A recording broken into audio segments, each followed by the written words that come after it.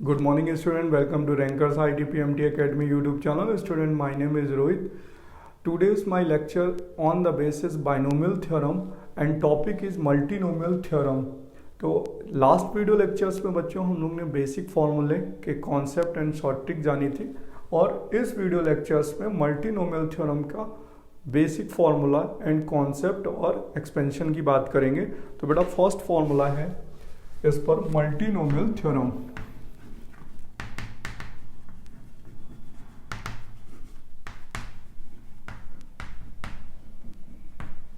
ठीक है, तो देखियो the expansion of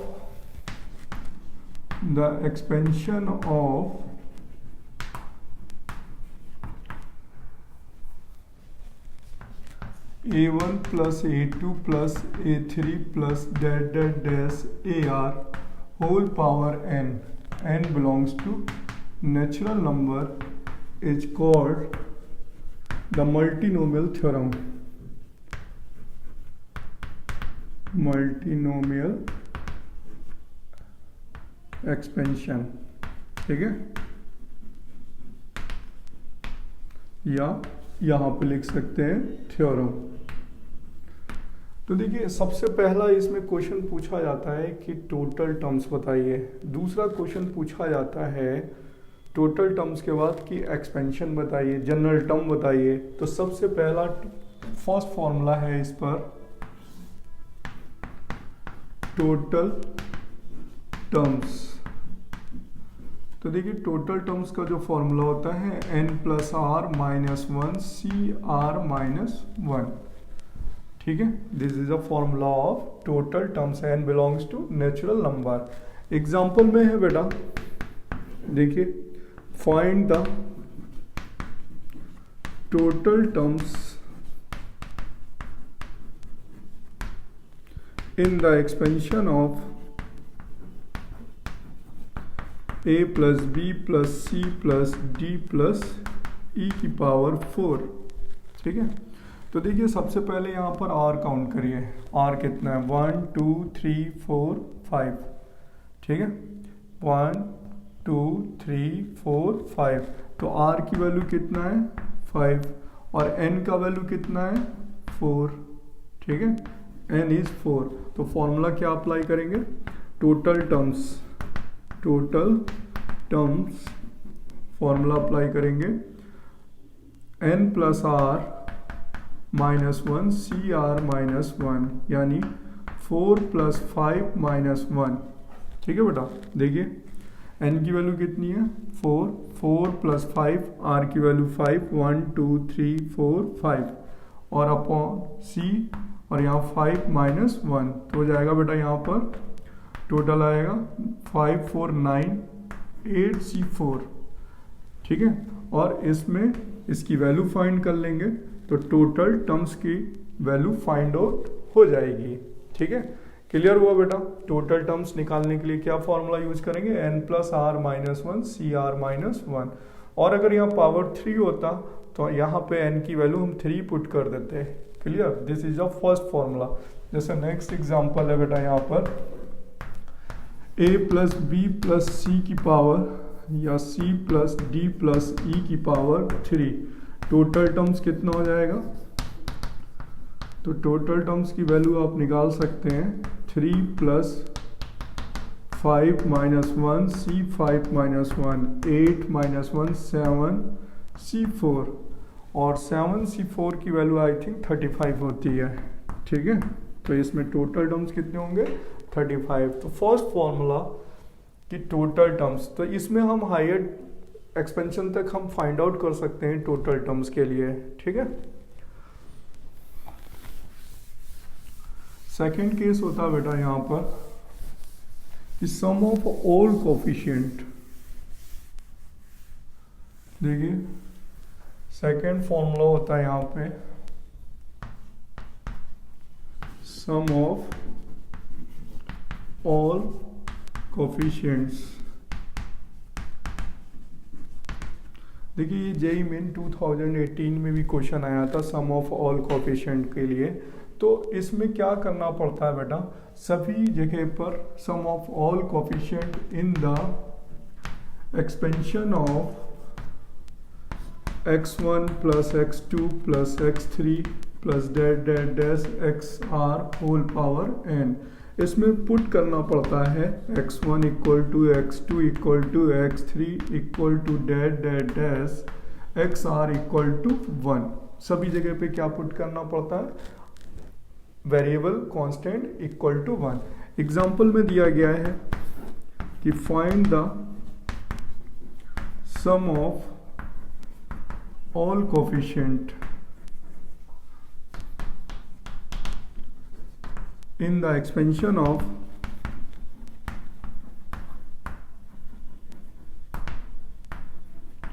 one minus 3x plus 4x cube, ठीक है, और होल पावर 10। तो इसमें आप पहले एक्सपेंशन करेंगे, फिर आप सम ऑफ ऑल कोफिशिएंट फाइंड करेंगे। तो शॉर्ट ट्रिक क्या है? सभी वेरिएबल पे क्या पुट कर देंगे? 1। तो आप यहाँ पर पुट कर देंगे x की जगह पर और x क्यू की जगह पर 1। तो टोटल कितना हो जाएगा? 1 माइनस 3 प्लस 4 पावर 10, 5 में 3 गया, 2 की पावर 10। तो this is sum of all coefficient in the expansion of this one. तो बेटा ये भी बहुत ही इंपॉर्टेंट फॉर्मूला होता है, ठीक है। अब बात करते हैं एक्सपेंशन के लिए, ठीक है। देखिए expansion of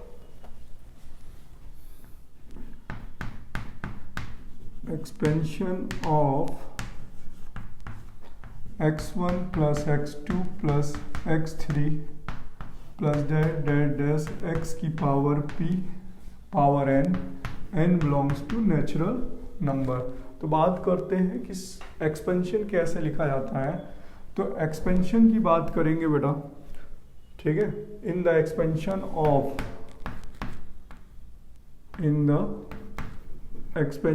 of n belongs to natural number. तो जनरल टर्म की बात कर लेते हैं, क्योंकि एक्सपेंशन लिखेंगे तो अगेन एंड अगेन ब्रेक करेंगे।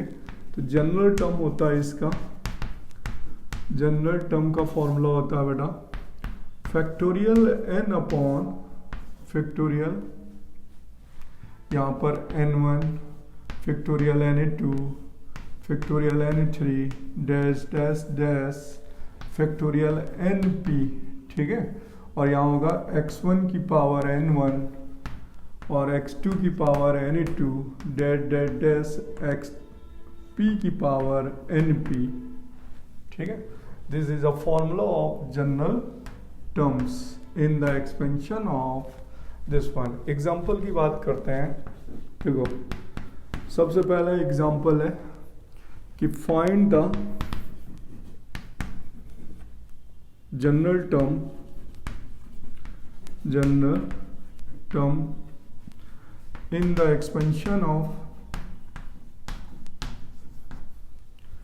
a minus 2b plus 3c की पावर 10।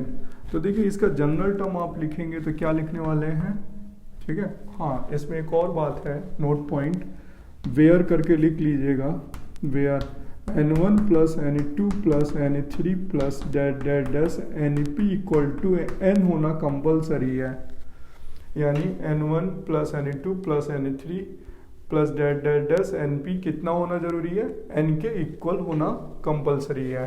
तो देखिए इसका अगर हमें जनरल टर्म निकालना है तो हम क्या लिखेंगे? फैक्टोरियल 10 अपॉन, ठीक है।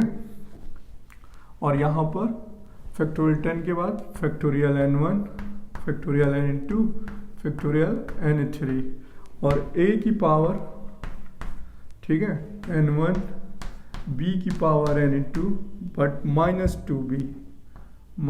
2b की पावर n2 और 3c की पावर n3, ठीक है। अब बेटा इसी क्वेश्चन में अगर पूछ दिया जाता है, दूसरा क्वेश्चन बना दिया जाता है कि इसी सेम क्वेश्चन में find the coefficient of a की पावर 2 b की पावर 3 c की power 5। Find the coefficient of a की पावर 2 b की पावर 3 c की पावर 5। तो आप हैंस देखिए ना, a की वैल्यू क्या हो जाएगी? 2, मतलब n1 की वैल्यू, n1 की वैल्यू 2 हो जाएगी, n2 की वैल्यू 3 पुट कर देंगे और n3 की वैल्यू 5। तो सेम क्वेश्चन पे आप क्या पुट करने वाले हैं, इसमें कोफिशिएंट निकालने के लिए n1 की जगह पे 2, n2 की जगह पर 3, देखिए, और n3 की जगह पे आप 5 पुट कर देंगे और इन तीनों का सम देखिए 10 है, 2 + 3 5, 5 + 5 10, जो कि इसके इक्वल है। क्लियर?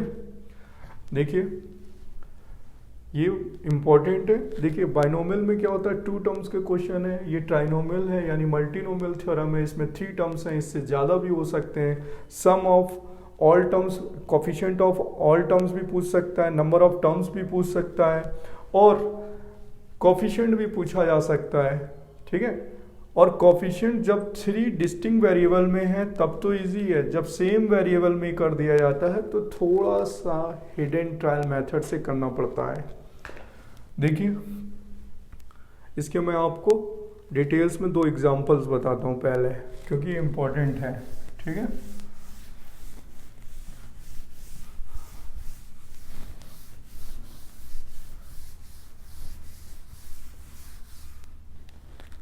देखिए first example is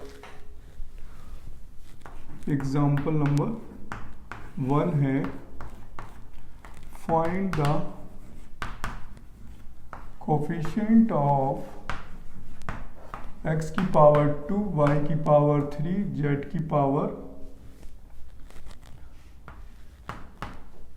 5 in the expansion of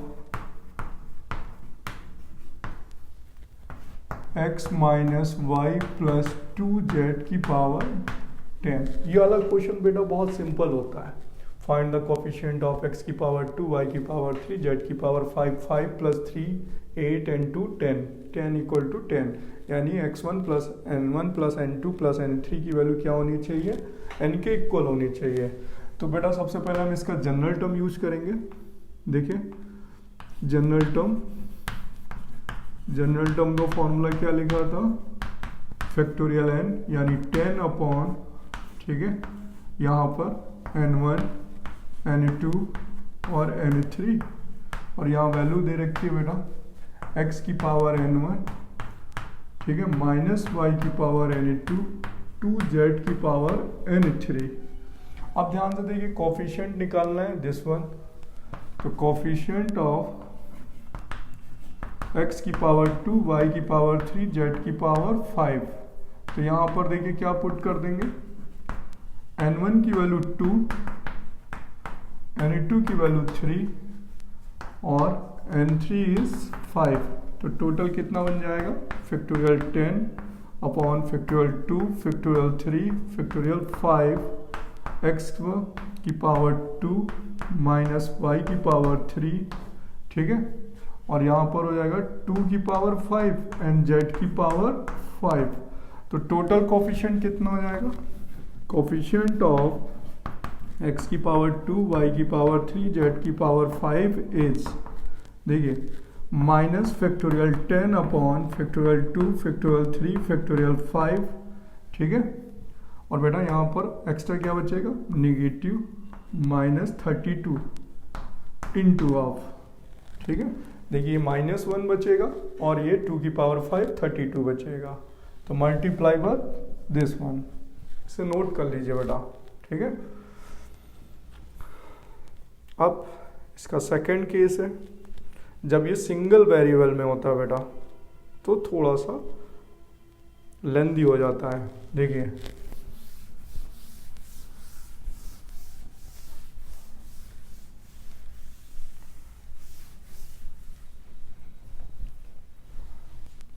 दूसरा एग्जांपल है, फाइंड द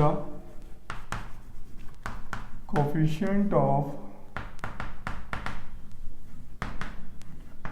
x की power 4 in the expansion of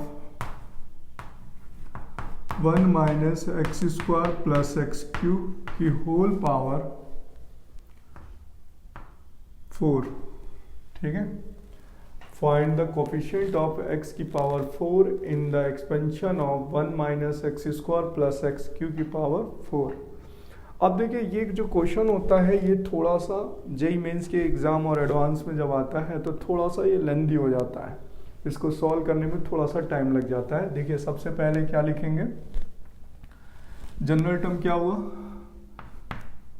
यहाँ पर, ठीक है, फैक्टोरियल 4 की power factorial n1 factorial n2 factorial n3, ठीक है। और बेटा यहाँ पर हो जाएगा 1 की पावर n1, दूसरा वाला है माइनस एक्स स्क्वायर की पावर n2 और एक्स क्यू की पावर n3, ठीक है। This is a general term. तो देखिए आगे हम इसे लिख सकते हैं -4 फैक्टोरियल n2 n3 और यहाँ पर 1 की पावर n1 -1 की पावर n2 और ये लिख सकते हैं बेटा x की power 2n2 plus 3n3 multiply में डिग्रियां क्या हो जाएंगी, ऐड। अब बेटा it should be 4, it should be 4। तो देखिए जब ये 4 होगा तो ये तो नॉन नेगेटिव होते हैं, तो ये कभी मिलके 4 बना पाएंगे, देखिए ना, 2n2 plus 3n3 equal to 4, it should be 4। तो देखिए इट शुड बी 4, तो यहाँ पर हो जाएगा 2n2 plus 3n3 equal to 4 and, ठीक है, n1 plus n2 plus n3 equal to n यानी 4। अब देखिए इसमें कभी भी निगेटिव नंबर्स नहीं लेने हैं और ना फ्रैक्शनल नंबर लेने हैं, ओनली पॉजिटिव इंटीजर्स यूज करने हैं। तो देखिए जब हम यहाँ पर 0 यूज करेंगे n3 को 0, तो n2 की वैल्यू हो जाएगी 2, ठीक है, और यहाँ पर पुट कर देंगे तो यह आ जाएगा n1 की वैल्यू 2, क्लियर। अब देखिए जब हम n3 की वैल्यू 1 पुट करेंगे तो यहाँ पर ये 1 हो जाएगा और ये आ जाएगा 1/2, पॉसिबल नहीं है, ठीक है। इसके बाद 2 पुट करेंगे तो ये भी पॉसिबल नहीं है, तो यानी ओनली 1 केस बनेगा, दिस 1। तो कभी कभी बेटा इसमें 1 केस भी बन सकते हैं और 1 से ज़्यादा भी केस बन सकते हैं। देखिए ना यहाँ पर मैंने 0 पुट किया, अब मैं n3 को 1 पुट कर रहा हूँ तो ये 1 बनेगा और n2 की वैल्यू हो जाएगी 1/2। जब इसे 2 पुट करूँगा तो ये नेगेटिव हो जाएगा। तो फ्रैक्शनल और नेगेटिव पॉसिबल नहीं है, सिर्फ इतने ही केस पॉसिबल है इसमें। तो अब हम इसमें पुट कर देंगे तो फैक्टोरियल 4 अपॉन n1 की वैल्यू 2 0 1 की पावर 2 माइनस 1 की पावर 2 और x की पावर, बेटा यहाँ पर ये वैल्यू पुट कर देंगे तो ये कितना आ जाएगा 4। तो कोफिशिएंट ऑफ x की पावर 4 कितना आ जाएगा, फैक्टोरियल 4, ठीक है, 4 into 3 into 2 into 1, 2 into 1 2 into 1, 4 से 4 कैंसिल हो जाएगा, तो आंसर क्या आ जाएगा बेटा 6x की पावर 4। यानी इसमें जो x की पावर 4 होगा उसका कोफिशिएंट कितना होगा 6।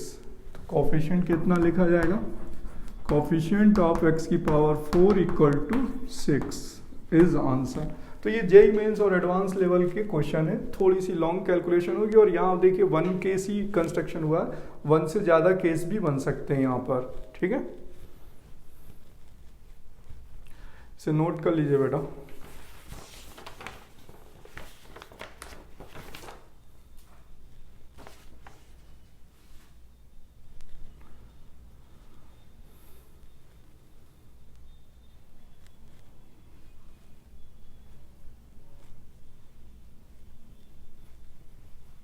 अब देखिए नेक्स्ट केस है बेटा,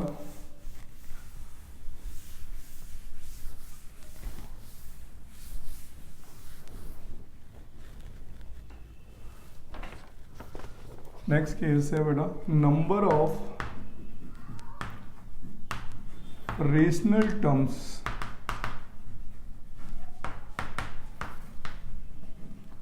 in the expansion of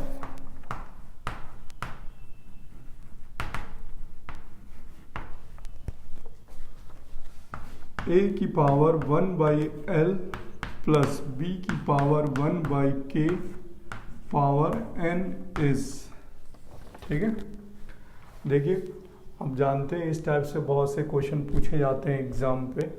तो नंबर ऑफ रेशनल टर्म्स का फॉर्मूला है, ठीक है, in the expansion of a की पावर 1/l b की पावर 1/k n इज। तो देखिए इसमें भी शॉर्ट ट्रिक होती है, जो बच्चे इसे करना जानते हैं। सबसे पहले इस पर पहला पॉइंट होता है कि टोटल टर्म्स कितने होंगे।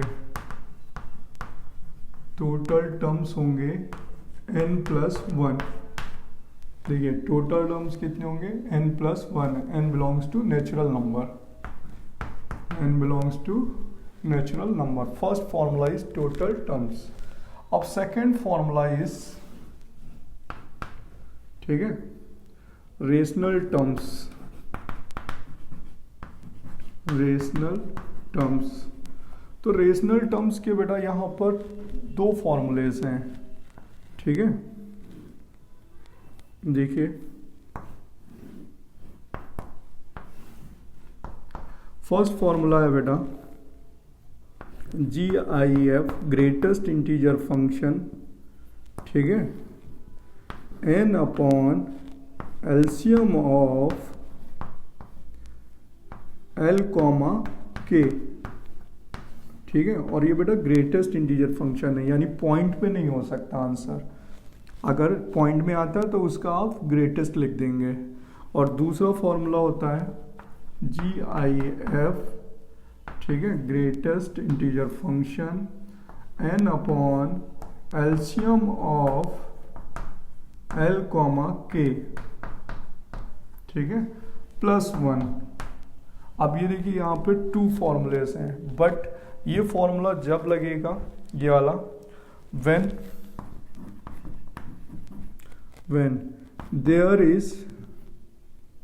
when there is no factor of l, k of n।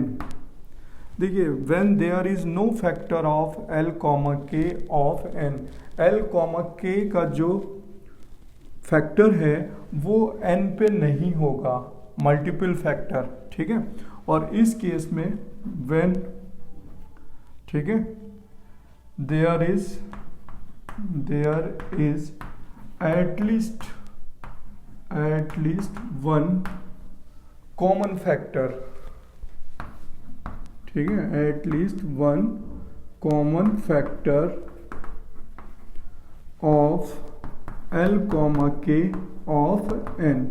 अब ध्यान से समझिए बेटा, फॉर्मूला बहुत ही ज़्यादा इंपॉर्टेंट क्वेश्चन होता है। देखिए जब l और k का जो फैक्टर है वो n का फैक्टर ना हो, ठीक है, तो आप दिस वन फॉर्मूला लगाएंगे। और यहाँ पर when there is at least one common factor of l, k of n, तो ये फॉर्मूला आप अप्लाई करेंगे, ठीक है। जैसे सपोज दैट l की वैल्यू 6 है, l की वैल्यू 6 है और k की वैल्यू 8 है और n की वैल्यू 100 है। तो देखिए 6 इसका डिविजिबल नहीं है और 6 और 8 दोनों ही 100 के डिविजिबल यानी फैक्टर नहीं होते, ठीक है। कॉमन फैक्टर का मतलब होता है कि आप इनको मल्टीप्लाई कर लेंगे तो आपको 2 कॉमन फैक्टर दिखेगा। मतलब हम कह सकते हैं कि l और k जो हैं वो नॉट डिविजिबल बाई n, तो आप ये वाला फॉर्मूला लगाएंगे। और when there is at least one common factor of l, k, n, common आप वर्ड हटा दीजिए। कॉमन में आप ऐसा कर सकते हैं, कॉमन वर्ड हटा दीजिए, ठीक है। कॉमन हटा दिया मैंने, when there is at least one factor of l, k of n। तो देखिए ये डिविजिबल l और k से डिविजिबल नहीं हो रहा 100, तो आप ये वाला फॉर्मूला लगाएंगे। और जब ये डिविजिबल होगा तो उसमें आप 1 ऐड कर देंगे। तो this is a rational term के एक ये फॉर्मूला है और एक ये फॉर्मूला है। और इरेशनल टर्म्स क्या होंगे? अगर आपसे इरेशनल टर्म्स पूछा जाए तो इरेशनल टर्म्स होंगे बेटा, irrational terms total minus total terms minus rational terms. ठीक है, तो आप टोटल टर्म्स में से रेशनल टर्म्स को क्या कर देंगे, माइनस। बहुत ही अच्छा इंपॉर्टेंट क्वेश्चन है, जेईई में बहुत बार पूछा गया है। ठीक है, देखिए एग्जाम्पल देते हैं आपको, पहले एग्जाम्पल से क्लियर करते हैं। फाइंड द, क्वेश्चन है find the rational comma irrational terms in the expansion of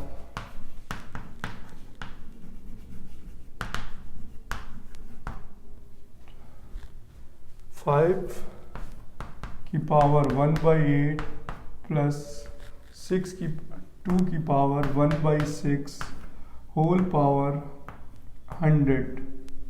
ठीक है, अब देखिए सबसे पहले इसमें रेशनल भी बताने हैं और इरेशनल भी बताने हैं। तो देखिए सबसे पहले फॉर्मूले जो अप्लाई करे जाएंगे उस पर देखते हैं। देखिए टोटल टर्म्स कितने हो जाएंगे, टोटल टर्म्स हो जाएंगे n+1 यानी 100 + 1 101। ठीक है, और रेशनल टर्म्स हो जाएगा, रेशनल टर्म्स के लिए मैंने अभी पढ़ाया था GIF n, ठीक है, upon LCM of L, K। ठीक है, तो L की वैल्यू 8 है और K की वैल्यू 6 है, N की वैल्यू 100 है। तो 100 अपॉन एलसीएम ऑफ 6, 8। तो बेटा यहाँ पर हो जाएगा 100 एलसीएम ऑफ 6, 8 कितना हुआ, 24। ठीक है, तो यहाँ पर ये वैल्यू ग्रेटेस्ट में कितना आएगा, 4 ठीक है, नियर अबाउट 4.3 के आसपास बनेगी, नहीं 4.1 बनेगा, जिसका ग्रेटेस्ट कितना होगा, 4। 4.1 का ग्रेटेस्ट 4। तो नंबर ऑफ रेशनल टर्म्स कितने होंगे, 4। तो रेशनल टर्म्स कितने लिखे जाएंगे, 4। ठीक है, और नंबर ऑफ इरेशनल टर्म्स क्या निकाला जाएगा, इरेशनल टर्म्स लिखे जाएंगे बेटा 101 - 4 यानी 97। तो 97 टर्म्स इरेशनल होंगे, 4 टर्म्स रेशनल होंगे, टोटल टर्म्स होंगे n+1 यानी 100। इसी तरीके से जेईई मेंस में क्वेश्चन पूछे जाते हैं। ठीक है बेटा, rational term, irrational terms and total terms. अब बेटा हम लोग बात करेंगे एनी इंडेक्स यानी निगेटिव इंडेक्स की फॉर्मूले की बात करते हैं। ठीक है, पावर में क्या हो, माइनस।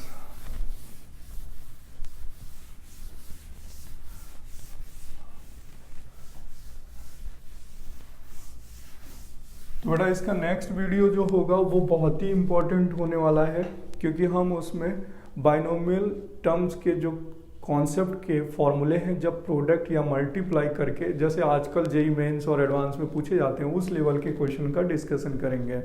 वो होगा 3rd वीडियो लेक्चर में। देखिए बेटा यहाँ पर 1 + x की पावर n और n belongs to negative integers. इस केस में बेटा जब ये माइनस हो या p/q फॉर्म हो, ठीक है, तब हमें फॉर्मूले का कॉन्सेप्ट आप यूज कर सकते हैं।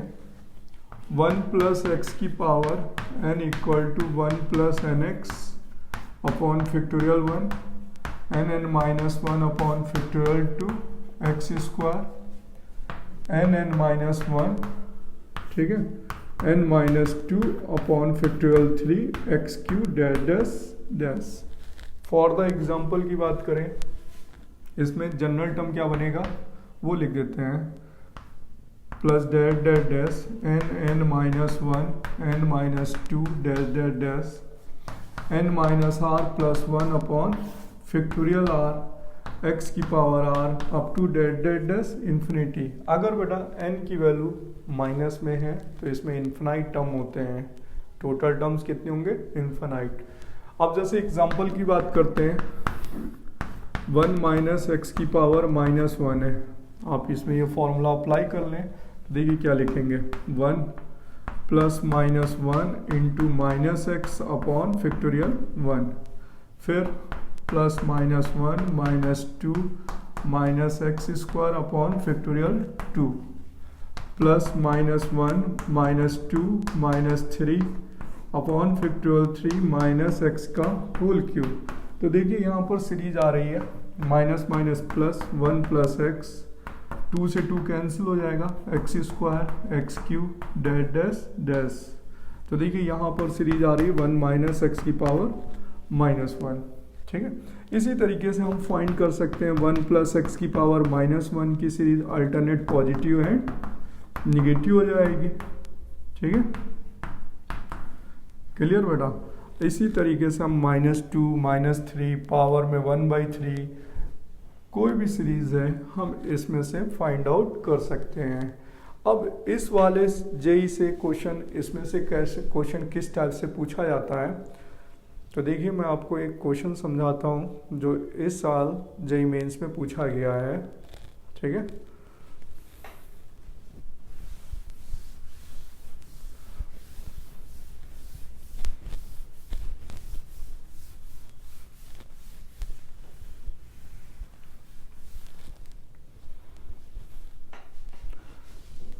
क्वेश्चन गिवन होता है find the sum of the series 1 plus 1 into 3 upon 1 into 2 plus 1 into 3 into 5 upon 1 into 2 into 4 plus dash dash dash infinite. देखिए इस टाइप की जो सीरीज का जो सम होता है वो बाइनोमियल एक्सपेंशन से ही फाइंड आउट होता है, इसलिए ये इम्पोर्टेंट ट्रिक है।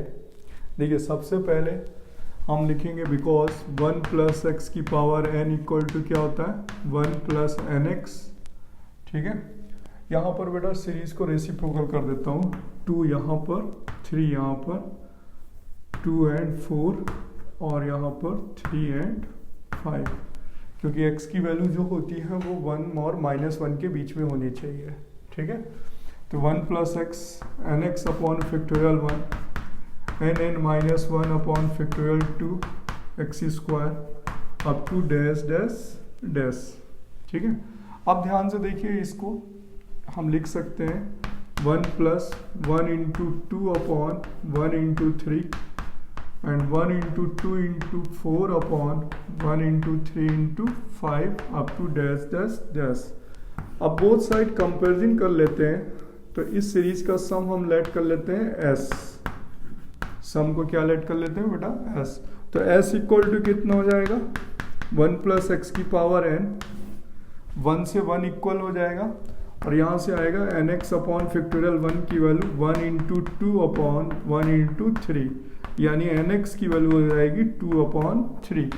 फर्स्ट टर्म के इक्वल करेंगे, सेकेंड टर्म के इक्वल करेंगे और थर्ड टर्म के इक्वल करेंगे, यानी n minus 1 upon factorial 2 x square equal to 4 to 8 upon 15। तो बेटा यहाँ से आ जाएगा 16, 2 ऊपर जाएगा n x minus 1 sorry x, इसको मल्टीप्लाई कर देते हैं और ये 2 इधर शिफ्ट करेंगे तो 16/15, ये वैल्यू पुट कर दीजिए एन एक्स की जगह पर, तो 2/3 माइनस एक्स इक्वल टू 16/15। इसको बेटा सॉल्व कर लीजिए, तो देखिए क्या आ जाएगा 2/3 minus x equal to 16/15 into 3/2 8, 3 से 5। ठीक है, और यहाँ पर आ जाएगा बेटा 2/3 माइनस एक्स इक्वल टू 8/5, तो 2/3 माइनस 8/5 इक्वल टू एक्स। अब यहाँ से x की वैल्यू फाइंड हो जाएगी 15 एलसीएम। ठीक है, 10 माइनस 3 24, यानी बेटा x की वैल्यू आ रही है -14/15, x की वैल्यू आ गई और यहाँ पर x की वैल्यू पुट कर लेंगे तो n की वैल्यू आ जाएगी देखिए n कितना आ जाएगा 2/3 इंटू -15/14, ठीक है। कैंसिल करिए, 2 से 7, 3 से 5, तो आंसर आएगा -5/7 n की वैल्यू। तो यहाँ से सम क्या निकल आएगा 1 - x की वैल्यू है 14/15 और n की वैल्यू है -5/7। तो बेटा सम देखिए आ गया 15 - 14, 1/15 की पावर -5/7, तो आंसर क्या आ जाएगा 15 की power 5/7। This is a sum of this series. तो देखिए जब भी ये फॉर्मूला यूज किया जाता है तो एक ऐसी सीरीज जो एपी में ना हो, जीपी में ना हो, एचपी में ना हो, तो उसमें सीरीज इस टाइप की सीरीज का सम हम इस बाइनोमियल एक्सपेंशन से जाकर सॉल्व कर सकते हैं, ठीक है बेटा। अब हम लोग नेक्स्ट वीडियो लेक्चर्स में पढ़ेंगे बाइनोमियल कोफिशिएंट की सीरीज का मल्टीप्लिकेशन, जो कि आजकल बहुत ज़्यादा पूछा जा रहा है, ठीक है बेटा।